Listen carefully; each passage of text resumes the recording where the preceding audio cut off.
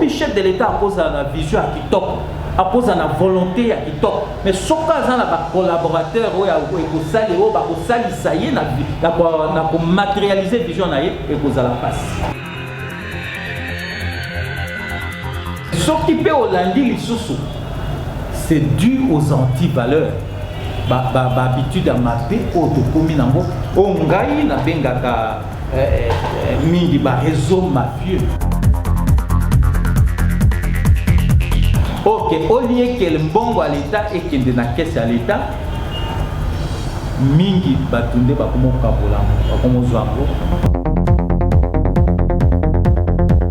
aoyo pe bazo sala misala na société na état na République démocratique du Congo. Bakotipé na mafia et surtout bango.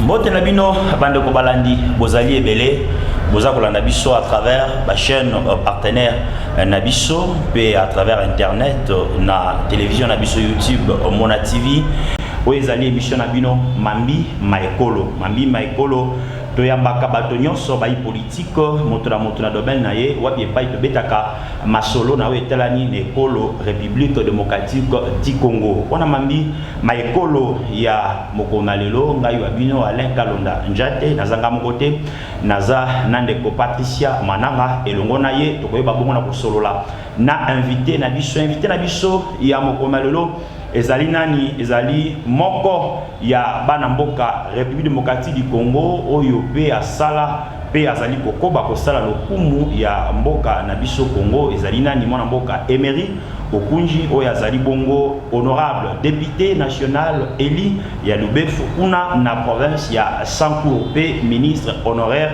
awa na République démocratique du Congo elongo na ye nde tokobeta masolo na etali politique to pe lolengekani mboka ezali kotambola mbote na yo honorable pe boni santé mbote ndeko merci. Oui, honorable tokota directement na masolo na biso ya pokwa na lelo président de la République Félix Antoine Tshisekedi Tshilombo ya koti na bokonzi na ye tango akoti a lancé programme ya 100 jours ozali parmi batu oyo ozwaki mwa temps ya ko travailler na ye na programme wana ya 100 jours tomoni comment est-ce que misala évoluaki tango gouvernement ya sika ekoti na coalition basali FCC na cash tomoni ndeti makambo ekomi kotengama dollar emati biloko emati soki ozali kotala makambo wana lokola moko kati na politique ya République démocratique du Congo analyse na bokozalani. Merci Ndeko. D'abord avant banda na souhaiter mbula ya sika bonne année 2020 na ba konzinyo samboka na peuple congolais.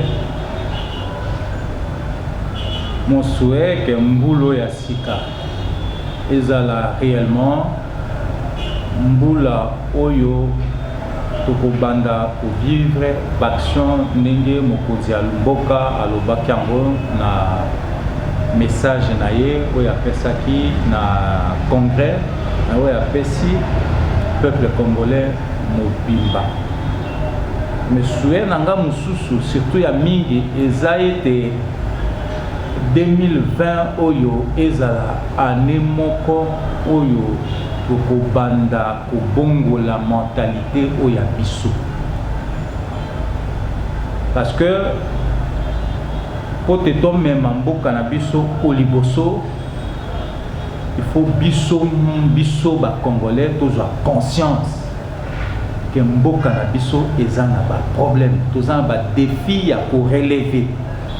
Et ce qui toza na ba défi à pour relever, il faut moko na moko avoir conscience que yépé il faut à contribuer ya pour relever ba défi wa. Na encore par exemple moko par exemple na ville à Kinshasa. Balobi Kinshasa bopeto. Mais Kinshasa po ezala réellement bopeto. Il faut moko na biso azwa conscience que soki asombi eloko bachelie na sachet soka asilisi kolia eloko atiaki na sachet abomba sachet ti esika komona poubelle atiango na kati ya poubelle. Avant naya na émission na bino bobengi ngai na banda oya na sima ya taxi bus wana bato bazolia na kati bozomona à travers ba fenêtre bazobwaka ba kopo ba sachet ba. Donc ce qui tozui conscience était que Kinshasa fait comme un beau péto tout ça en sorte que ce qu'on zui salité au lait loko au simbi sachet au simbi kopo oyo melaki ti okendo tia na poubelle Kinshasa et kokoma jamais beau péto. Ndeko Emery na kacho ti na malbozali ko par rapport ya Kinshasa beau péto. Mais ba ko boka yango esika nini ba poubelle eza après combien de mètres autant na Kinshasa mo ba ko mona o itali poubelle eza moi passe. Doit pouvoir en tant que secrétaire général et à police, vous allez au Kamba, moi bilenge, moi population congolaise, na kati ya parti na bino sensibilisation na bino za kanini à propos ya changement na kati. Parce que bino pe vous allez peut accompagner l'action à chef de l'État, ils allaient vous pour changer la mentalité pour nous côté makamsu en tant que secrétaire général à la police. Message ni mo pe saka ba o bo Kamba par rapport ya changement na mentalité. Message au nazoloba awande topesa quand même na carte ya parti mama ba soki ba poubelle ezembelete eza peut-être défi à relever ba konzi ya ville à Kinshasa il faut batcha ba poubelle partout mais même na poto poubelle ezalaka partout te mama mais bisoka ba congolais o tozalaka ba bazo vivre na poto soki mutu ale eloko ezala na métro ezala na train ezala wapi jamais à kozwango à boaka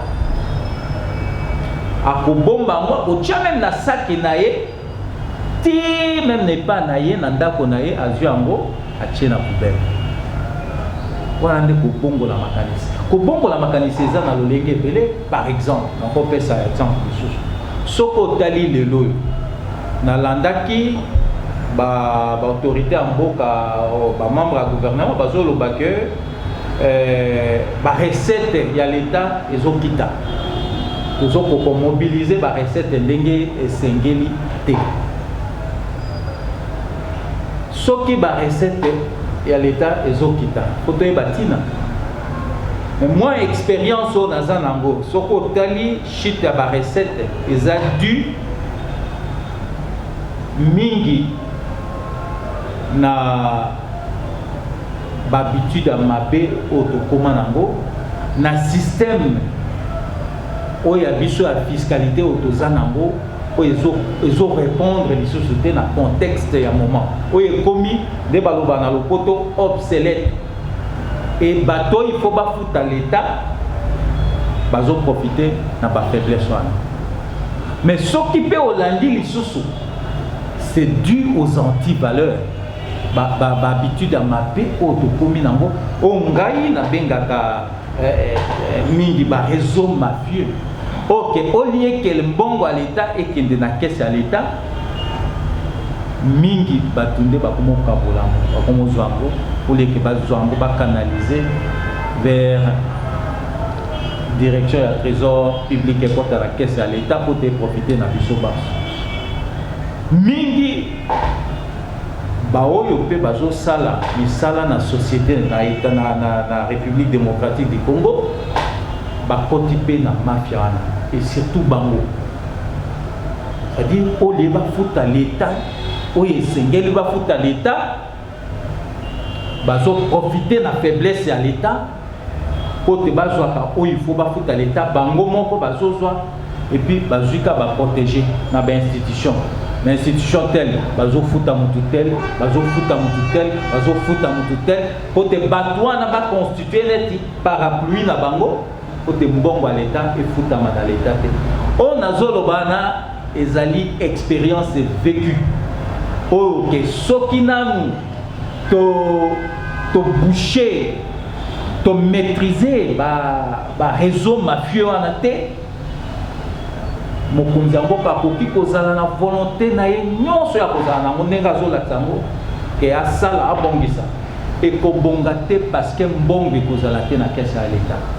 Donc il faut to banda nano na kozala na conscience wana ke mboko eza ya biso bao bazoyiba très souvent okomona bango bazoyiba mais mbongo ezokende epa na bango to ezokende libanda mboko et puis bazopesa bazocorrompre na bamiete akotala par exemple l'institution ya tata mokonza mboka ake kozwa parapluie kuna chaque fin du mois azofuta ye na institution telle ake kozwa na gouvernement ake kozwa atali o nani ale azui parapluie na ye pote afutaka mbongo esengeli afuta na l'état te.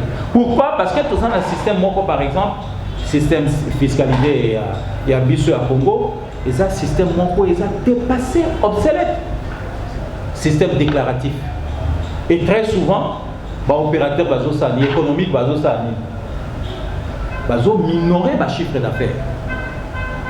Au lieu ba futa l'état mbongo il faut pas futa l'état bango ba diminuer ngo pour ba futa muken à l'état et puis ba kaboli na bato honorable to landio mola mona bokemi c'est-à-dire pour na yo d'abord changement de mentalité. Oui. Changement de mentalité na ba domaine nyos oui. Pour permettre la volonté politique au chef de l'État azali na yango pour que na vision na ye bandeko pe bazali singa singa na ba sunga ye pour que makampe ke beliboso.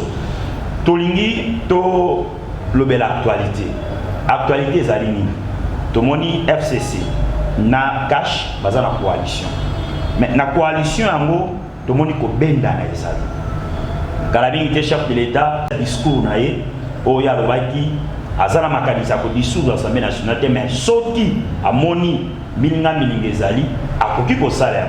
De moni président qui l'Assemblée nationale a répliqué par rapport à propos à la président. Yoloko la honorable député, vous allez moko ebi mibeko, bokela kaya moko na moko ya misala pe mission na bino, nako lanisama. Na ba propos ya madame la présidente de l'Assemblée nationale par rapport au discours des chefs de l'État pe le lenge coalition ezali oya lobby oya réagi oya lobby ozomona moni. Merci mingi ndeko na mutuna oya yo nga naza ni FCC ni cash et donc naza vraiment l'intérêt ya côté la moko to mususu te non souci na ngai eza été même soki to sali coalition wana ezala pona avancement ya mboka na biso ezala pona intérêt ya mboka na biso oya mabe ezala na cash ezala na FCC il faut to tika oya malamu tozwi yango tosimbi yango tokena yango ndeko oyo esalemi na kati ya mboka na biso lelo na kati ya République démocratique du Congo osomona yango na bamboka ebele ya Afrika oyo ke président de la République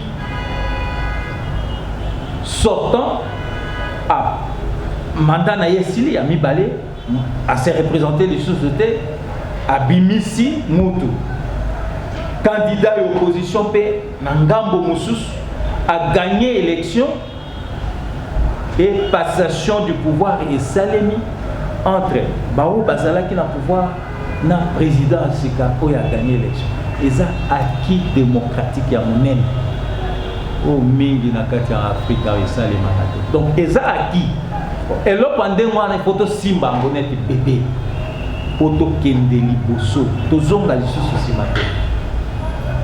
Donc, oyezo salema, je crois, et ça peut-être une expérience à Sika. Ce qui boza pour ça en sorte que bon mesananango et kozala kaka mbutu mbutu. Mais le plus important, notre dénominateur commun aux ala FCC, aux ala cash, aux ala nan, c'est la République démocratique du Congo. Donc, oyetali République démocratique du Congo.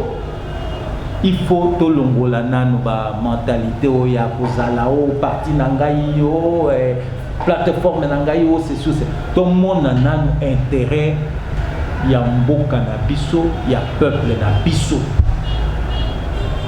Par exemple o ezo salema na est o bandeko na biso bandeko na bien bandeko na biso bazo kufa ba innocent mama avandi na bana na ye na kati ya ndako bakoteli bango babomi bango. Est-ce que les campagnes wana vraiment ekoki ko diviser biso au tel parti au tel parti au telle plateforme ce qui réellement aux Congolais ekoki ko diviser biso te mikano ezwami na président de la République il faut to bundisa banguna ozala nani il faut soutenir l'action puisque bandeko na yo nde bazokufa. C'est ce qu'on appelle l'intérêt général. Est-ce que l'honorable Emery Okunjo a sa chance à la coalition ndenge ozomona ezali kokende parce que tolo babo solo ndenge makambo ezali kokende ko benda oyo alobi Shadar kuna alobi oyo akosimba Albert Yuma bako paralyser mboka oyo ezakama bomba dialogue baki yango ndenge ozoka makambo ezokende. Est-ce que ozope sa chance na coalition oyo ekosunga président de la République a mégapotia vraiment vision na epeza la réaliser ndenge peuple ba osele mais chance ezali en fonction ya oyo na uto lobawa. C'est-à-dire mutu nyonso ifatia na mutu ke toza na mboka o babengi République démocratique du Congo. Mboka wana eza na mibeko et que mibeko eza likolo ya mutu nyonso. C'est-à-dire soki mbemba esalemi eza na cadre oyo ese salema po te to résoudre mbemba wana.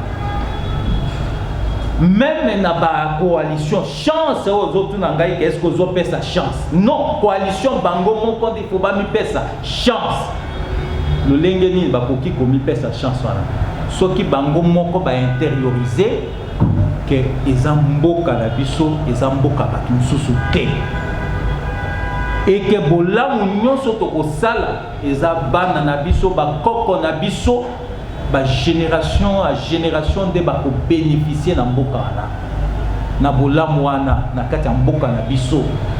Et donc ce qui te privilégié intérêt général en lieu et place na ba intérêt partisan o wana de véritable chance pour une coalition et kozala nango.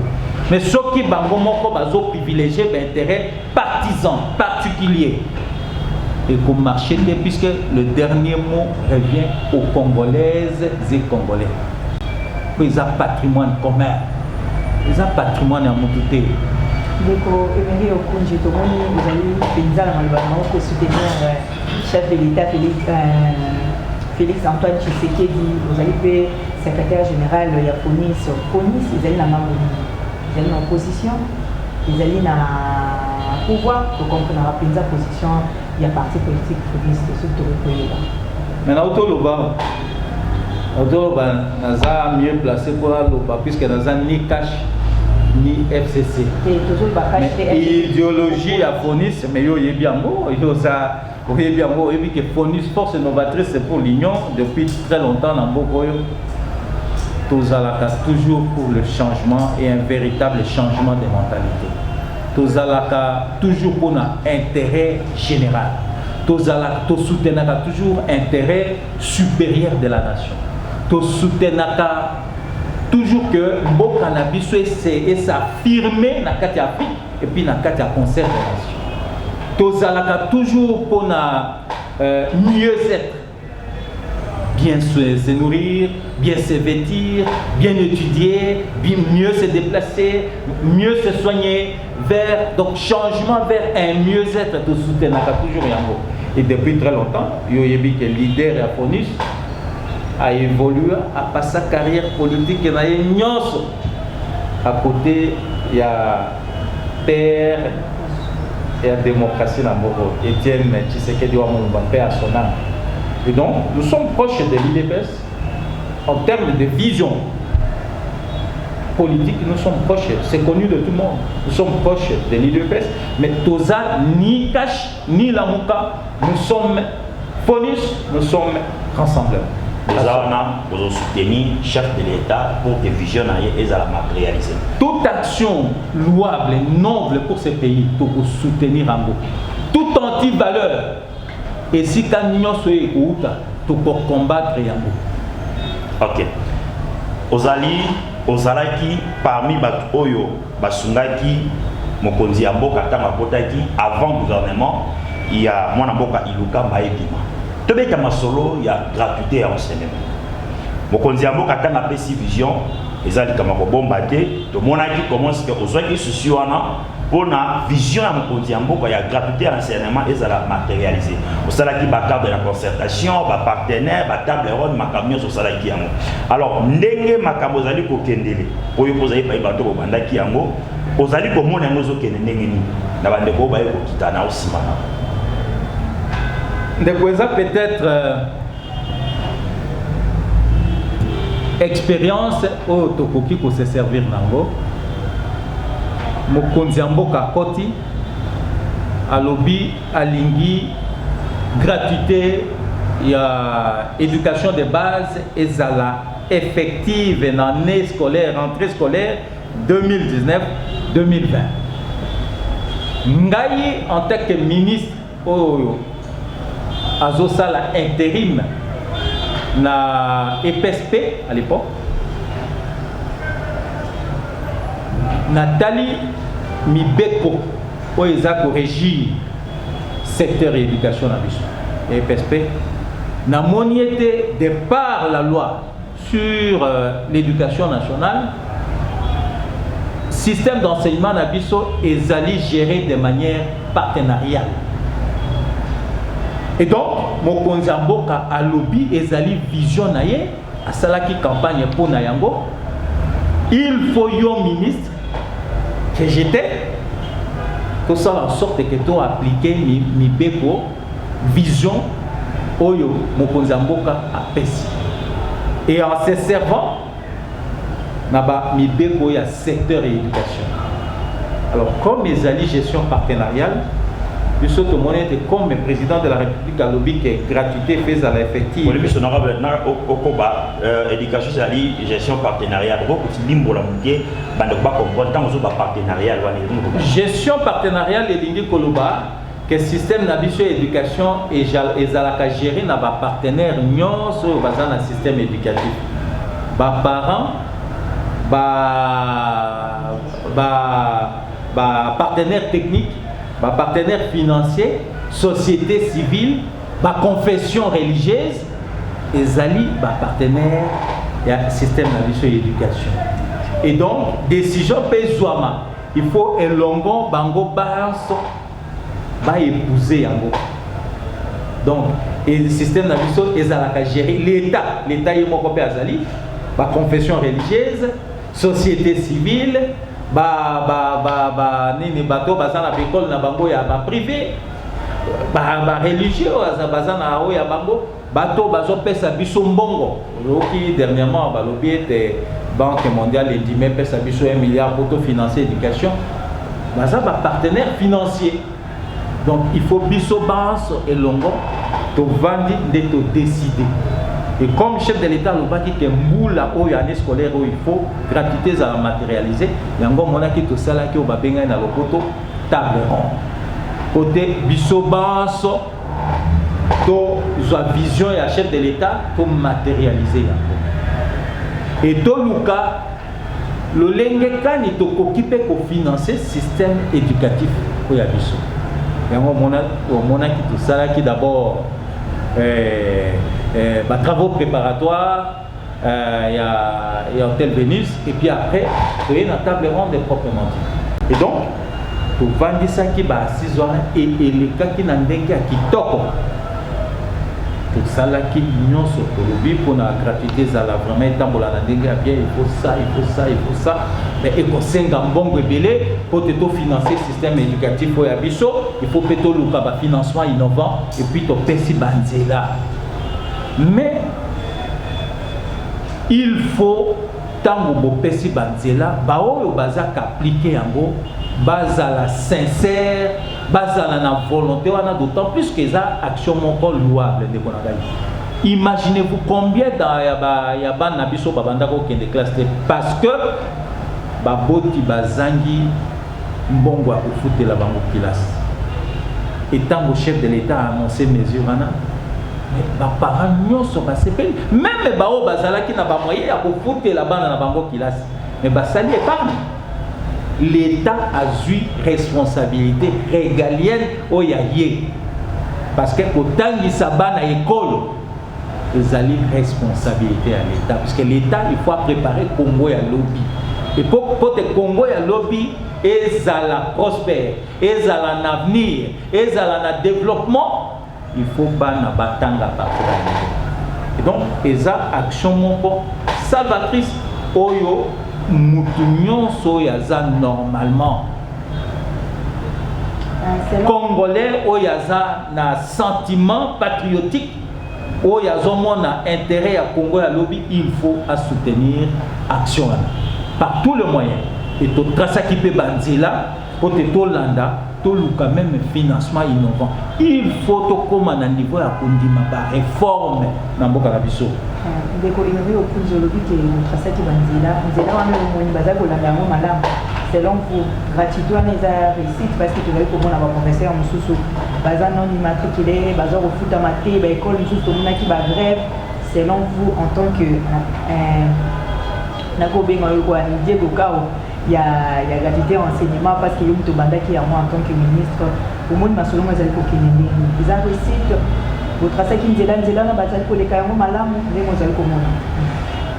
Maman nyonso totrasaki elandemi nano te mais gratuité eza irréversible d'autant plus qu'ils ont volonté il y a vision claire et chef de l'État yemoko et donc toza na nzela obi que réussite à 100% tokozwango sikote mais du fait que to côté déjà na nzela na tokozonga lisusu simate obi système ya éducation ebele bazwaki yango neti commerce mombongo ebele babanda kosala mbongo ya kosakana te à travers prise en charge par exemple ya baparents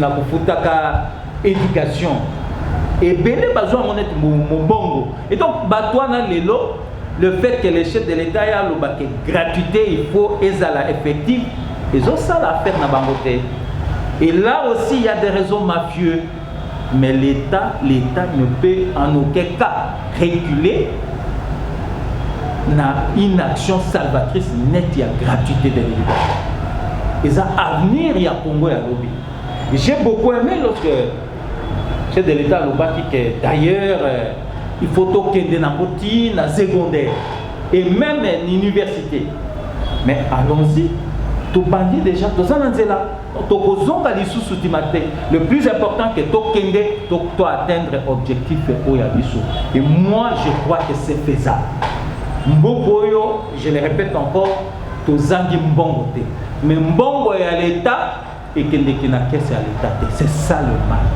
Donc, il faut tous aller na courage politique dans tous les secteurs. Dans tous les secteurs, tous na courage politique, na détermination, il y a pour combattre les réseaux mafieux. C'est les réseaux mafieux qui détruisent ces pays, qui détruisent notre pays. Et puis on dit, on n'a pas l'argent. Non, c'est pas qu'on n'a pas l'argent. On n'a pas cette capacité de maîtriser ces réseaux mafieux. Il n'y a pas une volonté politique claire que de mettre fin à mouiller en bon à l'État. Et donc, ce qui est téléméli par réseau mafieux, ce qui est conscience que Zambo cannabis, faut que ça pour l'intérêt général, le Congo est capable de tout. Les réseaux pour combattre les réseaux mafieux. Les réseaux qui sont qui attaquent à mon côté pour vous surtout avec une pétantique, il y a un réseau mobile, mon qui attaque à définir en tant que ministre. Non, maman, naza santé, naza mouton nzamba kela, naza la 5 comment. Naza ba défaut, naza pe na ba qualité. Mais ngai nazo livrer au secret nanga na pétantique. Ngai nayaki na vision à sika. Nayaki na vision ya combattre les réseaux mafieux parce que l'État y est moko à ça salan do lenge que ceux qui ont mobilisé mbongo, ozo tchela mbongo na caisse à l'État a zo zongise mbongo. Et donc, nazalaki natinate, il y a qu'au brader patrimoine commun, il y a qu'au brader intérêt général au détriment et intérêt particulier. J'ai traqué les réseaux mafieux et je porte encore aujourd'hui les cicatrices de ces traquages. Mais j'ai été soutenu par le président sortant, le président Joseph Kabila, qui m'a dit, on a illustré, puisque obtenu puisque je vous ai dit ici que le système d'abus sur la fiscalité, par exemple, est commis obsolète. Et donc, l'opérateur va salani, va minorer le chiffre d'affaires na bango pour te foutre à l'État, mbongo et sengeli va foutre à te. Moni va minorer, au lieu de foutre à l'État, par exemple, 1 milliard de dollars, à minorer le chiffre d'affaires et puis à foutre l'État 100 000 $. Aux hommes, t'as la manque à gagner. Et après, bah fouti parapluie na bango, oyo bazana kati ya institution. Yango monaki avant na bimo monaki bino bozaba journaliste, to salaki a kuto tirer na opérateur moko na boy botanga, to kende kiti na justice. Mais pour une fois justice congolaise, c'est là que nous sommes là. Et si l'État raison n'a pas va se retrouver par le président de la République. Le chef de l'État a posé la vision à qui top, a posé la volonté à qui top. Mais ce cas là, collaborateur ou sali ou sali ça y est, n'a matérialiser vision na et cause à la passe. Et cause à la passe. Et donc ngai na pona kinzela ko sali l'État, na kota mbonge belé dans l'État a rétrocédé ngai. Et pour preuve mon aki tina mokolo na bimi mbongo nanga ya rétrocession et yaki ndeko nango ya kotaki azui yango bon nalanda kité bon azui azwa mais nasala ki musala l'État et donc naza sainté naza ba défaut nanga tout comme naza ba qualité mais o etali gestion il y a choses publiques na ngonga o nazala ki na petentik je crois que natiki exemple ya kitoko na. Merci honorable.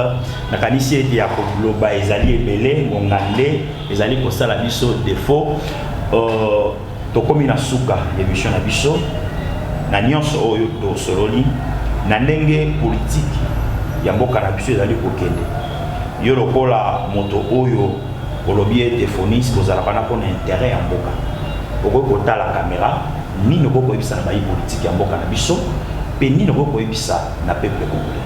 Caméra ezali kosona nakoloba maloba mibale to misato ya liboso tolinga mboka na biso. Problème de quoi ça pour se poser na niveau 1 soko tel dans tous les secteurs, dans tous les domaines bolingo ya mboka, puisque même yo les autres côté na ba considération et ça pour tout tina est-ce que yo za congolais ou yo za congolais mais yo ceux qui za congolais linga mboka na yo amwe poza na mboka mususu mais soza na oza vraiment véritable congolais linga mboka na yo linga ndeko na yo, puisque sozo linga mboka na yo ozo linga ndeko na yo okosala mabete ya mibale to changer mentalité. Nyonso eza na mentalité na mboka na biso ekozala tokatisa neti makambo ekokende na ndenge ya bien ntango makambo echange mais soko otali na bapratique na biso baantivaleur eleki liboso ke bavaleur bavertu. Il faut totika baantivaleur to changer mentalité et soki na koloba misato il faut to linga pe institution en mboka na biso to soutenir ba institution ya mboka na biso.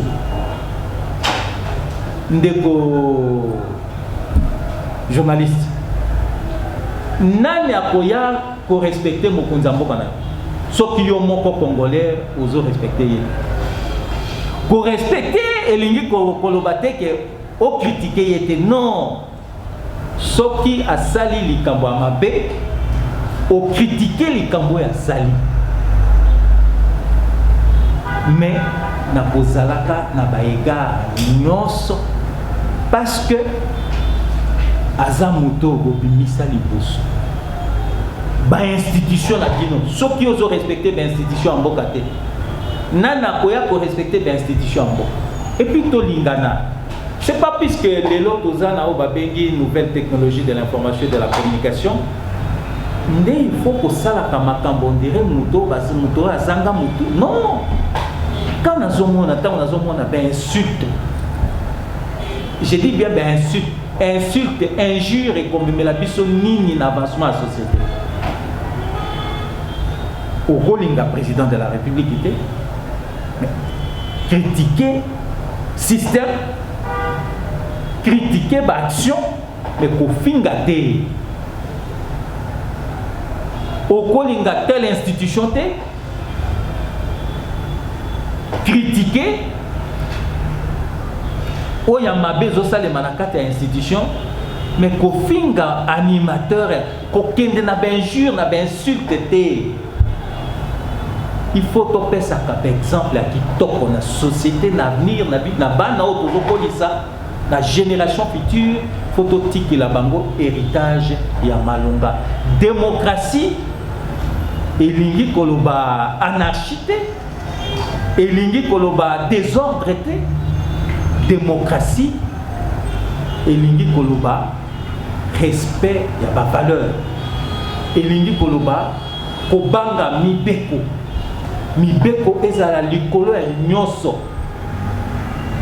démocratie elingi koloba dictature je dis bien dictature ya mibeko c'est-à-dire mutu akobuka mibeko ya mboka te soko buki mibeko ya mboka justice elandi yo aux affaires la justice et donc il faut tolinga mboka il faut tolingana entre biso en tant que bato nzambe akela to simbana il faut tolinga d'institution to simba d'institution en mboka to privilégier intérêt général en lieu et place de l'intérêt commun en un mot tozala na loyauté au babengi loyauté nationale c'est-à-dire intérêt en mboka et les cas d'intérêt partisan, d'intérêt privé, d'intérêt particulier. Nous sommes à merci mingi l'occasion na échanger ba point de vue au yangai na bino. Mais biso peut te merci to kanisi za limbala liboso kasi vous allez mbala sukate et ta monyon soto boya ko beta et porte bona oyeba na kopesa makanisi oza nango pona émission na biso pona ekolo na kanisi oza mate ko fungola biso merci pour la disponibilité na yo merci pe na Patricia mananga malonda rabi de lona ye ndeto sali émission oyo ezalaki émission na bino mambi ma ekolo bolande yango na ba différentes chaînes partenaires na biso pe na chaîne YouTube na biso otomona TV boye na sima ya caméra tozalaki na domi bendelo ngwanza pichu omansi ya même tazalaki na montage ngai wabino Alain Kalonda njate tokutani mbala sima kimia na kole ko basi ko mena bota na bino au revoir. Le chef de l'État pose la vision à kitop pose la volonté à kitop mais soka za na ba collaborateur o ya ko sali o ba ko sali saye na ko matérialiser vision na ye et ko za la passe. S'occuper au lundi, c'est dû aux antivaleurs. Habitude à mater au document. On gagne na bengaka mingi ba réseau mafieux. Ok, au lieu que le mbongo à l'État et qu'il y ait une caisse à l'État, mingi batunde ba komo kabola, ba komo zwango. Bazo sala misala na société na République démocratique du Congo ba kotipe na mafia et surtout bango